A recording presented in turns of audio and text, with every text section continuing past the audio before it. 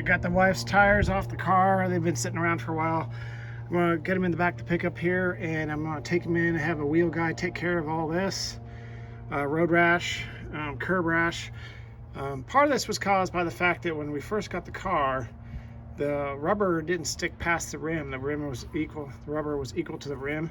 So it was pretty tough not to hit these things, admittedly. Now, in addition to this curb rash, we got the flaking of the clear coat here, and here.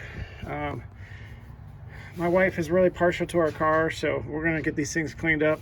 I popped off the center caps. They just pop out from the back. They just clip in. I'm hoping that these guys, I can peel these off right here. I'll just peel these off, keep them, and I'll put them back on later. So I got 4 tires to do. Got a local wheel guy to take care of them for me. Just made an appointment. I'm gonna drop them off.